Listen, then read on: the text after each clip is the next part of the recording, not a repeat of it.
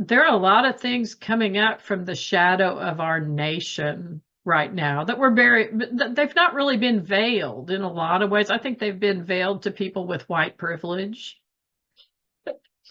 So we are seeing it now. I feel like my role is to help them, navigate some of this, and it's complicated. They love this country and they love God, and they also respect the separation of church and state.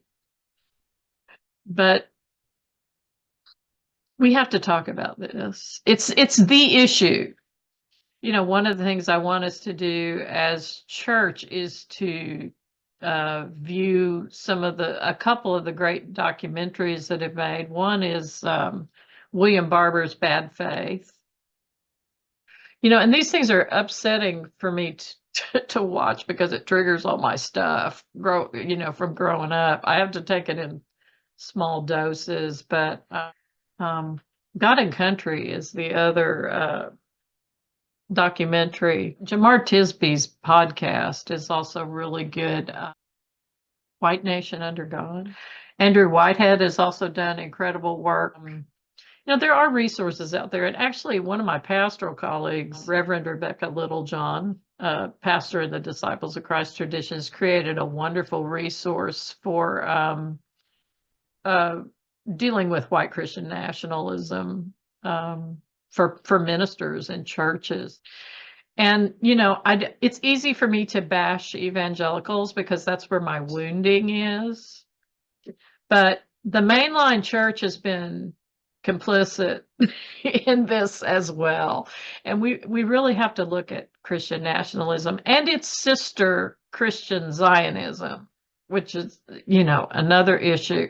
How do we call out Christian Zionism and yet keep ourselves out of the very dangerous territory of being anti-Semitic?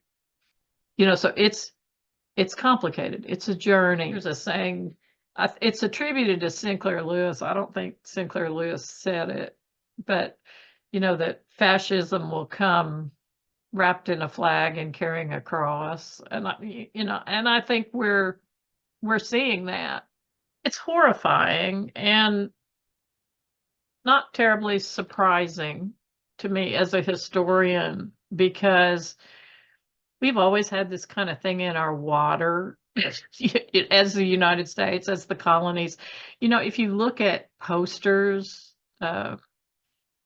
to draw immigrants to the colonies, you see like things that reference the Exodus, like come to the New World, that kind of, and it instilled this sense of, we're chosen people, we're the, manifest destiny kind of stuff in us. It's always been in us. And I just finished listening to a book called Jesus and John Wayne by Kristen Dumas. It was extraordinary. I recommend that everybody listen to Jesus and John Wayne because it outs a lot of things about us and about our nation.